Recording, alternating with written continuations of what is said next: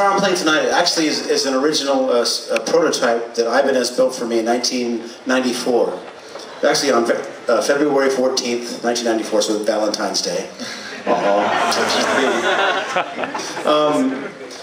And so this was my main guitar for many years. Then at a point in the early 2000s, they approached me about how would you like to design another guitar?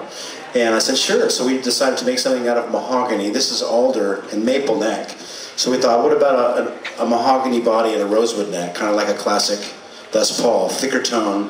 And that was the guitar that became the AT300.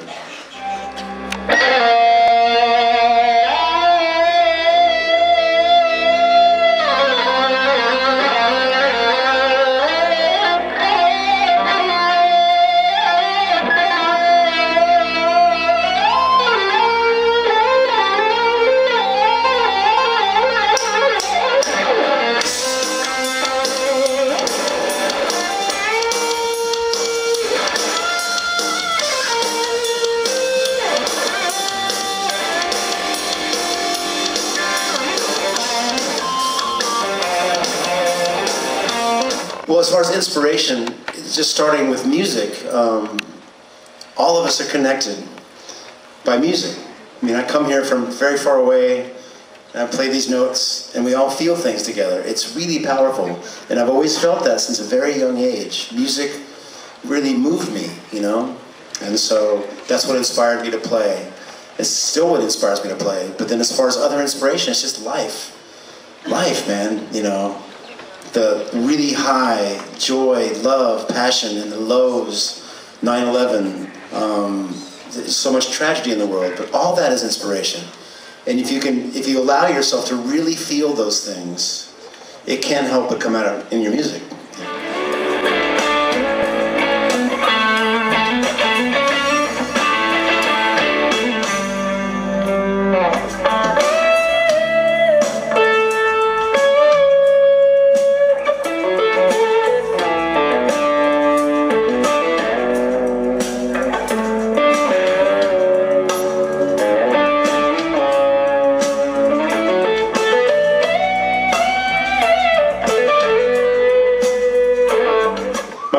Here's my Mesa Boogie Lone Star. That's been my favorite head that I've used for about 5 years now. Lone Star, Texas. Tonight I'm running through several pedals. My favorite tuner is the Peterson Strobo Stomp. That way I can tune quietly in between songs. But when I have the lead channel on of the Lone Star, here's just the lead channel with no boxes in front of it.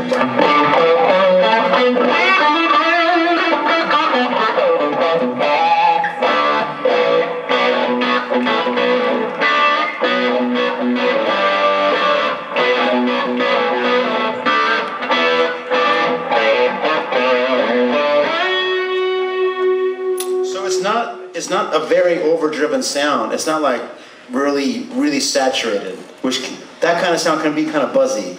So, but I love that tone, but I'll generally use one of my gain boxes to help sustain the note and make it sing a little more. I'm trying to sound not just like a guitar player, but more like a vocalist sometimes, really trying to sing the note. So I have a BB Exotic preamp. It's my signature preamp.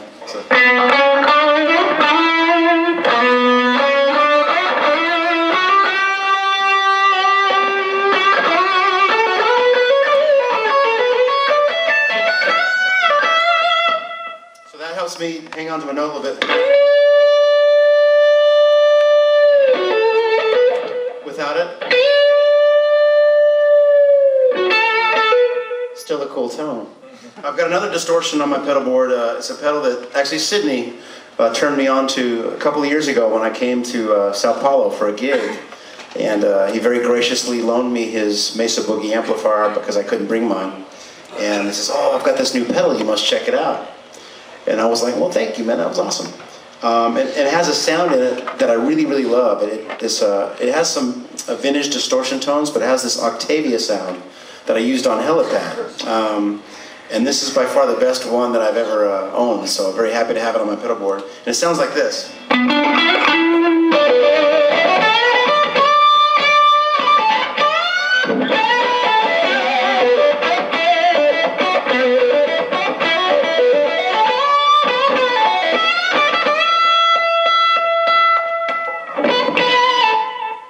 It's a lot of fun.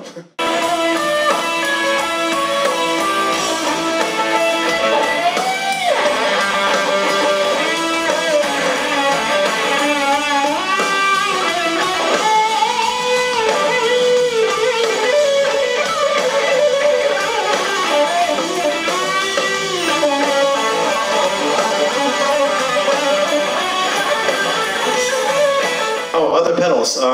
I've always got some kind of echo in my effects loop. And I use these old Electro Harmonix Deluxe Memory Man pedals. They're misbehaving, by the way.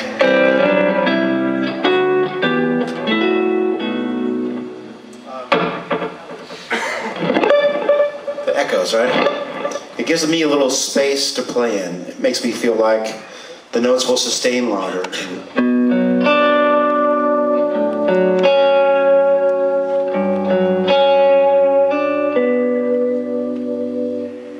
So this kind of lovely aura around the note. You know? And last but not least, my favorite chorus pedal happens to also be made by G&I.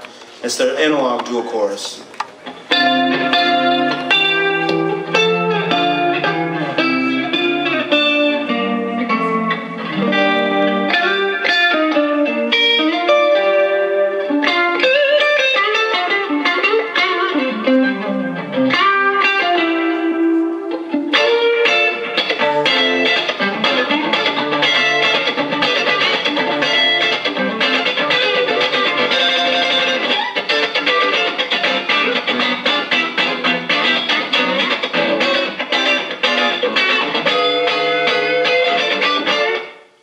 It's funky.